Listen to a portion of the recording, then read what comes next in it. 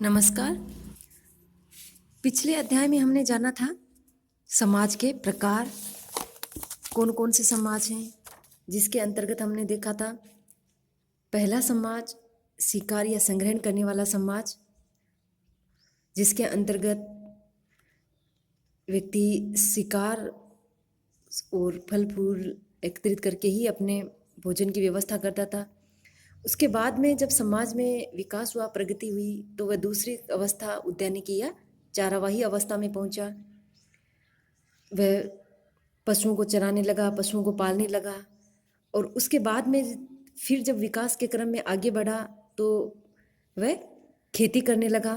खेती में उन्हें पशुओं की आवश्यकता होने लगी, पशुओं के द्वारा वह खेती करने लगा।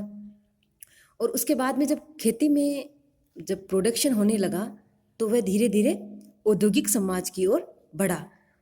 और औद्योगिक समाज में, और उसके बाद में उत्तर औद्योगिक समाज की तरफ जाता है। तो आज हम जानेंगे इसमें औद्योगिक समाज। यदि हम 18वीं शताब्दी तक के पूर्व औद्योगिक समाजों की तुलना 18वीं शताब्दी के मध्य के औद्योगिक समाजों से करें तो हम दोनों में बहुत अधिक अंतर पाते हैं, क्योंकि पूर्व औद्योगिक समाज में सामाजिक प्रतिष्ठा वंशानुगत मानी जाती थी, जबकि वहीं औद्योगिक समाज में ये वंशानुगत नहीं होती है, बल्कि व्यक्ति के द्वारा प्राप्त की जाती है, उसके योग्यता पर आधारित होती है। पूर्व औद्योगिक समाजों में संबंध मुख्यतः प्राथमिक होते थे, क्योंकि पूर्व औद्योगिक जो समाज थे वो या तो चारवाही समाज था, या कृषि समाज था, या शिकारी या संग्रहण करने वाला समाज था। तो उन समाजों में व्यक्तियों में जो आपसी संबंध होते थे वो प्राथमिक प्रकार के संबंध होते थे। लेकिन जैसे जैसे उद्योगों आए, औद्योगिक समाज आया, तो उसमें लोगों के जो प्राथमिक संबंध थे, तो वो प्राथमिक संबंधों के स्थान पर द्वितीयक संबंध यानी कि गौण संबंध स्थापित हो गए, और उन संबंधों में एक औपचारिकता आ गई। पहले जो संबंध थे उनमें अनौपचारिक थे, अभी संबंध है वो औपचारिकता के आ गए हैं, कि मालिक अलग है और वर्कर, उसमें काम करने वाले कर्मचारी अलग है। तो उनके बीच में एक गैप हो गया, एक संबंध जो है उनके बीच में वो द्वितीयक प्रकार के हैं, वह औपचारिक तरीके के संबंध स्थापित हो गए हैं। पूर्व औद्योगिक समाज में क्योंकि श्रम का विभाजन बहुत कम था, जबकि औद्योगिक समाज में जैसे जैसे उद्योग धंधों का विकास हुआ, नए नए मशीनीकरण आए, नई नई मशीनें आई, औद्योगिक विकास हुआ, तो उससे लोगों में श्रम की विशेषज्ञता बढ़ गई, श्रम का विभाजन बढ़ गया। मशीन को चलाने वाला अलग है, मशीन में सामान बना करके सामान को बेचने वाला अलग है, मशीन को बनाने वाला अलग है, पेंट करने वाला अलग है। तो इस तरह से उनमें कार्यों का अलग अलग से विभाजन हो गया, तो कार्यों में श्रम का विभाजन अधिक हो गया है। जबकि औद्योगिक समाज में व्यवसायों में अधिक विशेषता पाई जाती है। पूर्व औद्योगिक समाज में सामाजिक नियंत्रण मुख्यतः अनौपचारिक था, क्योंकि एक फॉर्मल यानी औपचारिकता किसी भी प्रकार की नहीं थी जो पूर्व औद्योगिक समाज थे। और जो औद्योगिक समाज है उनमें औपचारिकता बन गई है, अधिकारी और कर्मचारी के बीच में एक औपचारिक रूपरेखा आ गई है। पूर्व औद्योगिक समाज में मूल्य पारंपरिक एवं धर्म पर आधारित थे, जो वैल्यूज थी वो परिवार पर और धर्म पर आधारित थे। धर्म को अधिक महत्व दिया जाता था, परिवार को अधिक महत्व दिया जाता था, और इसी कारण से उनके अंदर जो संबंध थे वो प्राथमिक संबंध थे। वहीं जब औद्योगिक समाज आया, उद्योग आए, तो समाज में आधुनिक एवं धर्मनिरपेक्ष है। ये समाज है आधुनिक और धर्मनिरपेक्ष, ये किसी धर्म विशेष को महत्व नहीं देते हैं। तो इनमें इसी कारण से इनमें जो मूल्य हैं जो उनके पारंपरिक और धर्म पर आधारित थे, जो पूर्व औद्योगिक समाज में, वो कहाँ पर परिवर्तित हो गए? आधुनिक, क्योंकि विज्ञान का युग है, मशीनों का आविष्कार हुआ, और धर्मनिरपेक्ष हो गए।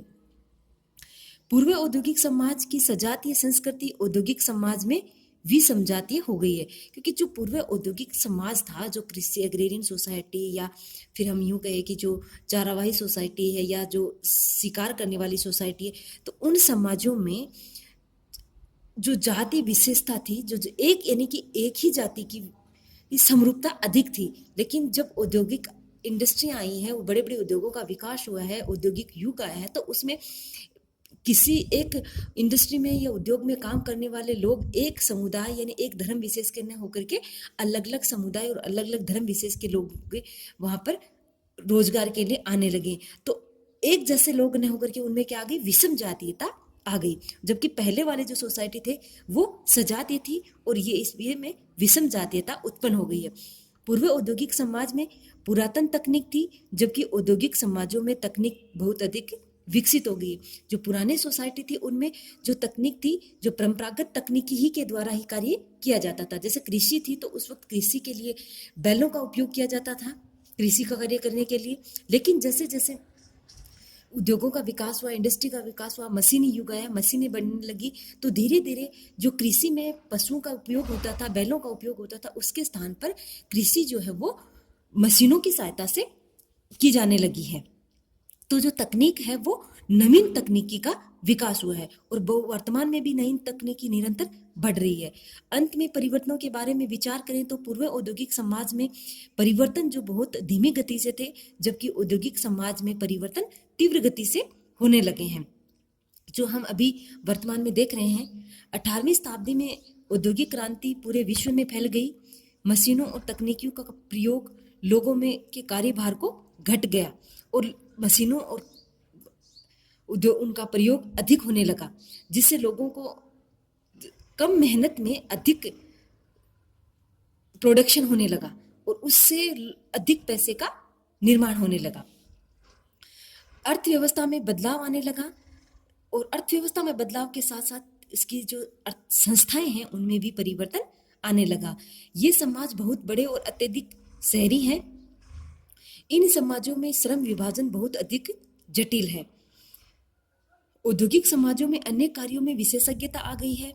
सामाजिक प्रतिष्ठा अब नहीं रही है बल्कि अलग अलग हो गई है। सामाजिक संरचना में परिवार और बंधुत्व का स्थान धीरे धीरे औद्योगिक समाजों में कम होने लगा है, यानी कि कम हो गया है और बंधुत्व की भावना अब काफी हद तक कम हो गई है। धार्मिक संस्थाओं का प्रभाव भी औद्योगिक समाज में पूर्व औद्योगिक समाजों की तुलना में काफी कम हो गया है, क्योंकि विज्ञान का आविष्कार हुआ है। विज्ञान से धर्मनिरपेक्षता की ओर बढ़ने लगे हैं। लोग अब विभिन्न संस्थाओं और विचारों को मानने लगे हैं। महिलाओं एवं पुरुषों के लिए औपचारिक शिक्षा प्राप्त करना अनिवार्य हो गया है।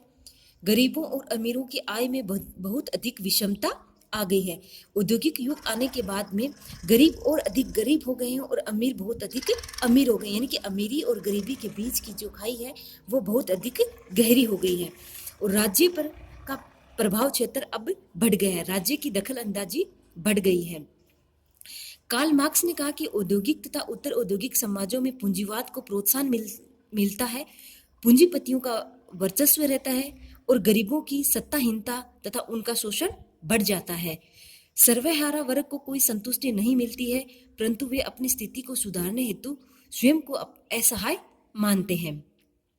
श्रमिक अपने आप को वस्तु के रूप में तथा श्रम को एक स्रोत के रूप में पाते हैं, क्योंकि जब उद्योग इंडस्ट्री में जब श्रमिक कार्य करता है तो वह अपने आप को एक वस्तु के रूप में मानता है और अपने आप को श्रम के स्रोत के रूप में मानता है, जिन्हें पूंजीपतियों के द्वारा खरीदा जाता है तथा काम निकलने पर अलग कर दिया जाता है। इनकी पूंजीपतियों के द्वारा उन्हें उनके श्रम का मूल्य देकर के उन्हें खरीदा जाता है, उनसे श्रम करवाया जाता है और जब पूंजीपतियों को उसकी आवश्यकता नहीं होती है तो उन्हें रोजगार से निकाल दिया जाता है। मार्क्स ने इस समाज में श्रमिकों के 4 प्रकार के विमुखीकरण यानी कि एलिगेशन का उल्लेख किया, यानी कि वो अवसाद में चले जाते हैं, विमुक्त हो जाते हैं। पहला है कि कार्य से विमुखीकरण, क्योंकि इसमें श्रमिक अपने आप के कार्य से विमुखीकरण हो जाता है कि उसमें उसका मन नहीं होता, लेकिन उसे पैसे के लिए रोज उसके लिए उसे कार्य करना पड़ता है। तो सबसे पहले श्रमिक अपने समाज से, परिवार से सबसे कट जाता है वो, कि उसका कार्य क्षेत्र एक निश्चित जगह हो जाती है और संबंध वहाँ पर होते हैं, द्वितीयक प्रकार के संबंध होते हैं, प्राथमिक प्रकार के संबंध वहाँ पे नहीं पाए जाते हैं। उन्हें वहाँ पर जो सुरक्षा है वह महसूस नहीं होती है। इस कारण से श्रमिक का अपने कार्यों से विमुखीकरण होने लगता है। उसके पश्चात कार्य के प्रतिफल से विमुखीकरण होता है। पहले उसे कार्य से विमुखीकरण होता है और जब कार्य से विमुखीकरण के बाद में उस कार्य का जो परिणाम क्या होगा, उससे भी उसे विमुखीकरण होने लगता है। दूसरे श्रमिकों से फिर विमुखीकरण होने लगता है और अंत में मानवीय क्षमताओं से भी विमुखीकरण होने लगता है, यानी कि वह अपने तरफ से अकेला महसूस करने लगता है। हर तरफ से उसका किसी भी कार्य में मन नहीं लगता है, क्योंकि हर तरफ संबंध जो है वो वित्तिक प्रकार के हैं, औपचारिक हैं, जहाँ उन्हें प्राथमिक संबंधों में जो सुरक्षा महसूस होती है वो उन्हें औद्योगिक समाज में महसूस नहीं होती है। इसलिए मार्क्स इस समाज को बदलने की वकालत करते हैं। उन्होंने ऐसे समाज की कल्पना की जो समाजवाद पर आधारित हो, जिससे उत्पादन तंत्र अधिक मानवीय और समतावादी बन सके। अब आता है उत्तर औद्योगिक समाज, पोस्ट इंडस्ट्रियल सोसाइटी। अनेक औद्योगिक समाज उस तकनीकी विकास के चरण में पहुंच गए हैं। डेनियल बेल ने 1973 में इन समाजों को एक ऐसा समाज कहा जिनमें ज्ञान का महत्व धन संपदा से अधिक बढ़ जाता है और यहाँ सत्ता, शक्ति और सामाजिक गतिशीलता का मुख्य स्रोत बन जाता है। ऐसे समाजों में वस्तुओं के निर्माण करने वाले उद्योगों की अपेक्षा सेवा प्रदान करने वाले उद्योग अथवा संस्थाएं मुख्य भूमिका अदा करती हैं। जैसे हम वर्तमान में माने जो पोस्ट इंडस्ट्रियल सोसाइटी यानी कि उत्तर औद्योगिक समाज, यहाँ पर क्या होता है कि जो इंडस्ट्री, जो उद्योग धंधे हैं, उनकी अपेक्षा व्यक्ति के ज्ञान को अधिक महत्व दिया जाता है और ज्ञान परक जो संस्थाएं हैं वो शक्ति या सत्ता का स्रोत ज्ञान बन जाता है। जैसे वर्तमान में फेसबुक है, जो सोशल मीडिया है, फेसबुक है, गूगल है, तो इनमें जो ये ज्ञान पर आधारित है, इनके जो सीईओज हैं उनका महत्व अधिक बढ़ गया है। तो बड़ी बड़ी उद्योग इंडस्ट्रियों की बजाय, मशीनों की बजाय ज्ञान को अधिक महत्व दिया जाता है और ज्ञान वहाँ पर सत्ता और शक्ति और सामाजिक गतिशीलता का मुख्य साधन बन जाता है। जैसे सोशल मीडिया से आज वर्तमान में तीव्र गति से हमारे समाज में, संस्थाओं में परिवर्तन आ रहा है। ऐसे समाजों में वस्तुओं के निर्माण करने वाले उद्योगों की अपेक्षा सेवा प्रदान करने वाले उद्योग और संस्थाएं मुख्य भूमिका अदा करती हैं। एलन तुरेन ने अपनी पुस्तक the post industrial society 1971, Daniel Bell ने अपनी पुस्तक the coming of post industrial society 1973 में भी इस बात पर बल दिया है। उत्तर औद्योगिक समाज में ज्ञान की भूमिका, रोल ऑफ नॉलेज और सूचना का उपयोग, यूज ऑफ नॉलेज सबसे अधिक महत्वपूर्ण हो जाता है। औद्योगिक समाज भौतिक वस्तुओं के निर्माण हेतु कारखानों और मशीनों पर ध्यान केंद्रित करता है, वहीं उत्तर औद्योगिक समाज अपना ध्यान कंप्यूटर और अन्य इलेक्ट्रॉनिक यंत्रों पर केंद्रित करता है। औद्योगिक समाजों में लोग तकनीकी कौशलों को सीखने पर निर्भर करते हैं, किंतु उत्तर औद्योगिक समाजों में वे कंप्यूटर, नकल करने वाली मशीनों, कृत्रिम उपग्रहों और अन्य प्रकार की संचार तकनीकी पर निर्भर रहते हैं। इस प्रकार उत्तर औद्योगिक समाजों के व्यवसायिक संरचना में बहुत अधिक बदलाव आया है। धन्यवाद।